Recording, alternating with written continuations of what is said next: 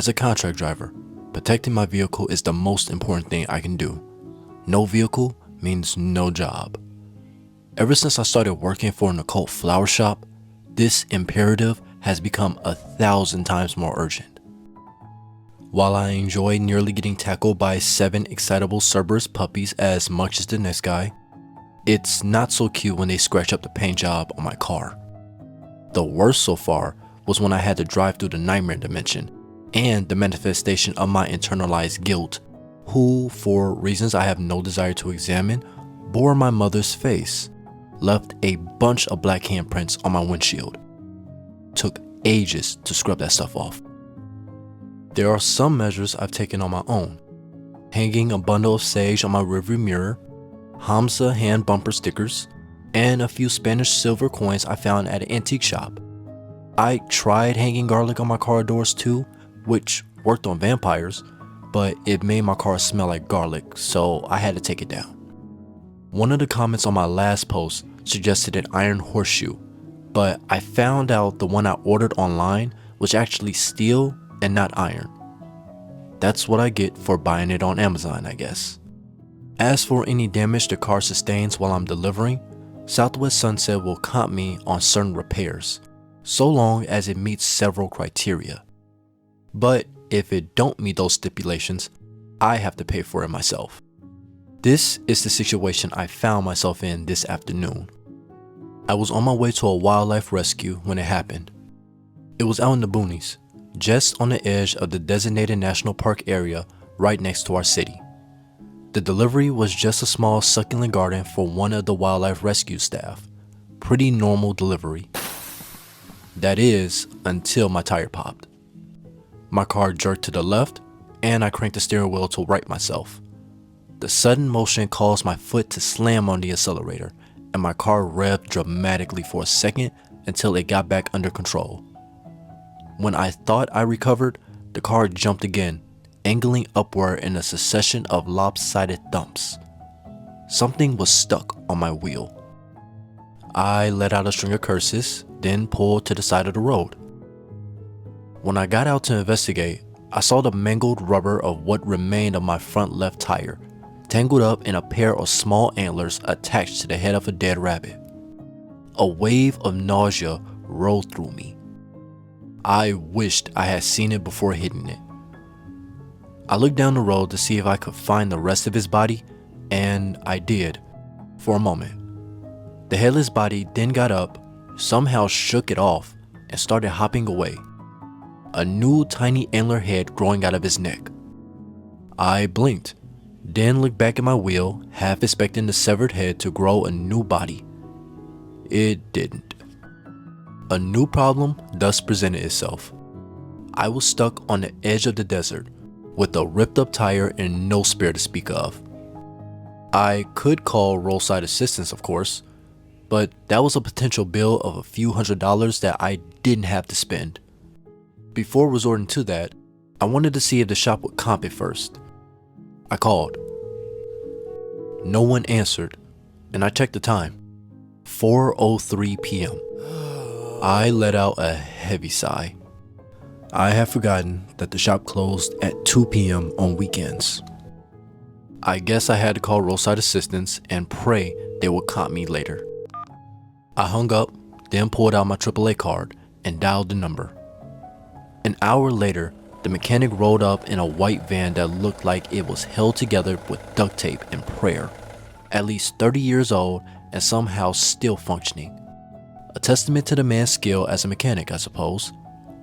It had a sun-tarnished roof rack and a faded logo painted on the side. Ilya's Very Good Car Repair. It depicted a man wearing overalls and an Ushanka, not so subtly carrying a hammer and sickle. The slogan beneath was written in acrylic. The man who emerged wore quadruple denim, fringed jacket, overalls, undershirt, and newsboy cap. I half expected him to be wearing denim socks, but they were ordinary cotton, barely visible under his faded leather work boots.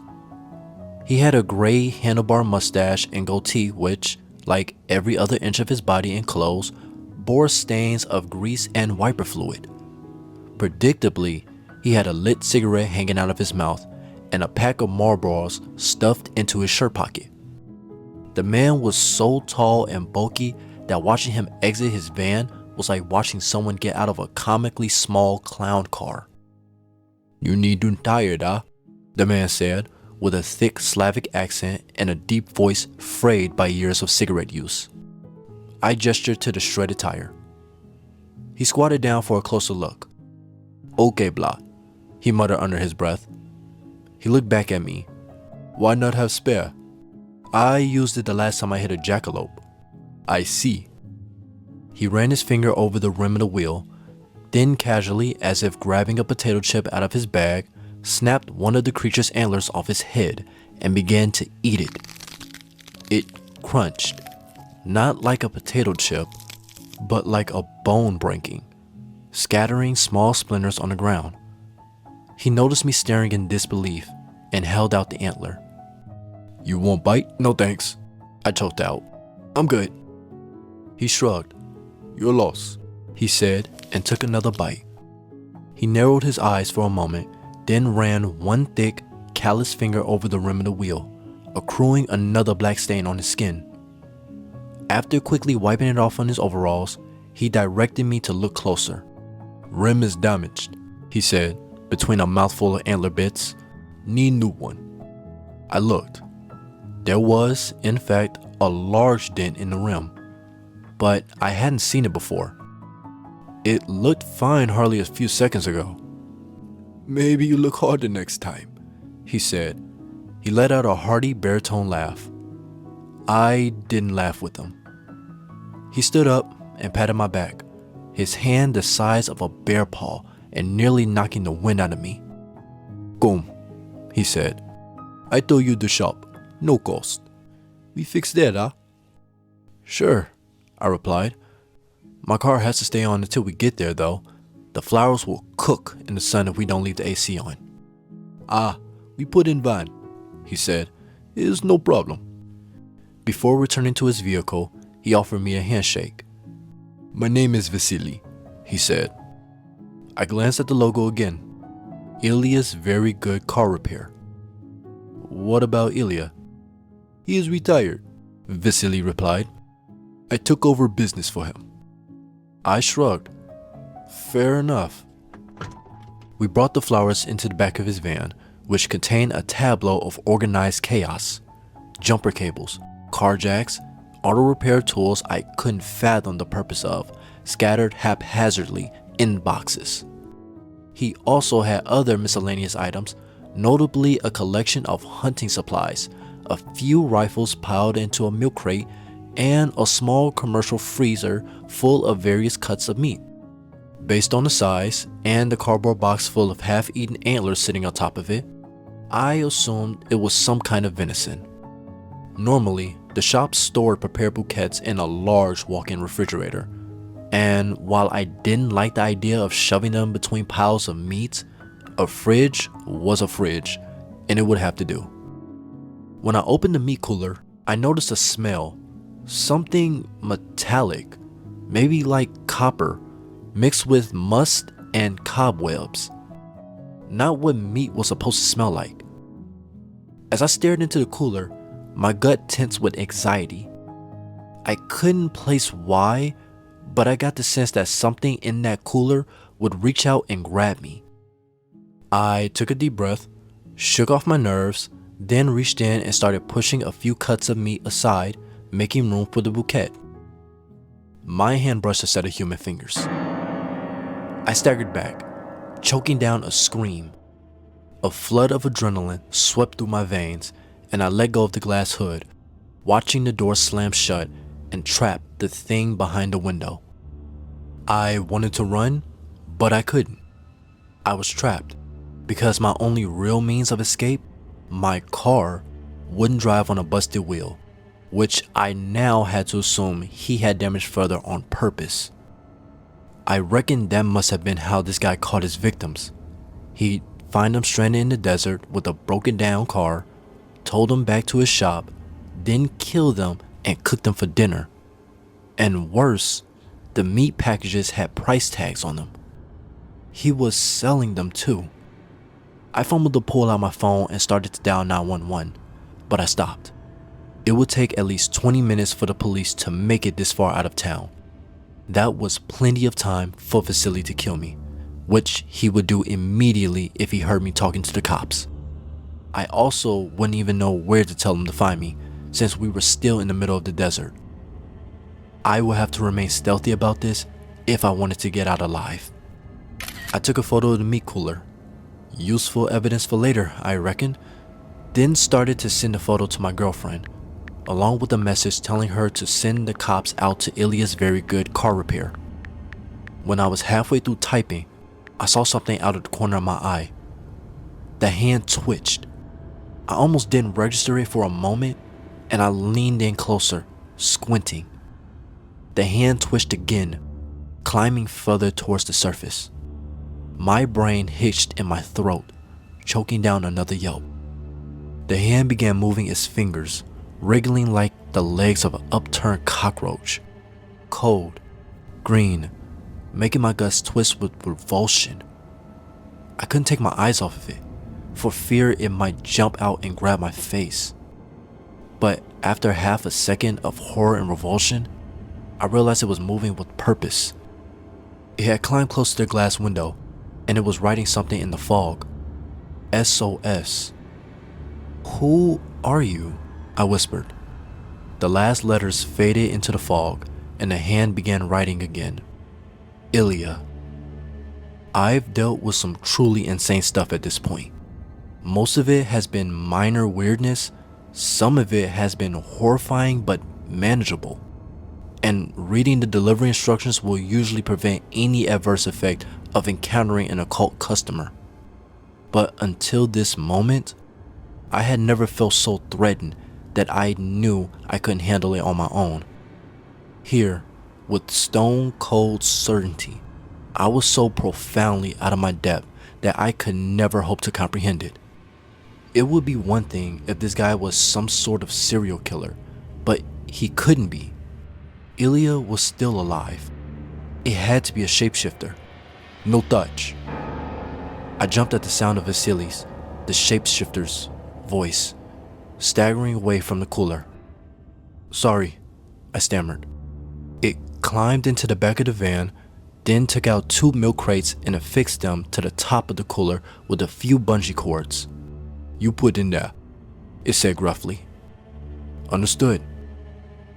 It nodded, then grabbed another antler to munch on and went out to grab a few of the other bouquets. And I realized there was no way to get out of this. My car was broken and I just had to carry on as normal. Load all the bouquets I was supposed to deliver into his van, let it drive me back to his lair, and just hope it'll decide to repair my car before killing me. When we were done, I nervously turned to face it and asked, "Is it alright if I sit in my car on our way instead of the back of your van?" The shapeshifter snorted. "Nonsense," it said, still using the same Slavic accent. "You sit in passenger seat." I desperately did not want to have to ride shotgun with a shapeshifter. Mere inches away from whatever limbs is going to use to cut my skin off and wear it? Hell no. I like to listen to my own music while we drive back. I added an admittedly flimsy excuse. My phone is hooked up to my stereo. Yet, the shapeshifter replied more sternly this time. Customer stays in car while towing. Liability to my business. Either you ride shotgun or you walk home through miles of desert. And I could have if I wanted to. If I did, it might have killed me. Or it might not. But if I left, Ilya was doomed as well. I don't fully know what motivated my decision. Maybe I felt a sort of kinship with this man who'd been dragged into the same situation I was in. Or maybe I just wouldn't have anything better to do tonight. Something like the trolley problem, maybe? I couldn't put it into words. I just got the sensation that no matter what happened to me, somehow or another, I would have ended up going with the shapeshifter anyway. My subconscious mind answered before my conscious mind even registered the question. So I agreed. I'm in his van. I'm sitting in the passenger seat, mere inches away from a shapeshifter wearing the skin of a man who's twice my size. It doesn't really need to tow my car. It could kill me and eat me if it wanted to, but I suppose even a creature that steals and inhabits your skin needs rent money. Better that it at least get paid a hefty mechanic's fee before killing you. That way it can afford the electric bill it racks up from keeping freezers full of mystery meat and severed limbs. I'm letting it drive me towards those freezers. Wherever Ilia's very good car repair is, it's in a part of the desert where your bones will be stripped of flesh and bleached by the sun before anyone finds your body.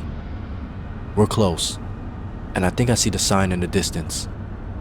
I'm going to stop typing on my phone. I have to somehow figure my way out of this mess.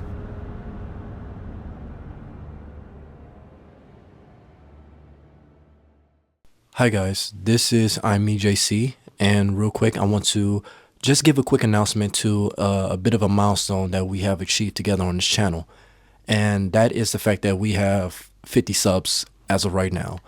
So I really want to thank you all and just let you all know that I am extremely grateful to have even seen such a growth at this speed.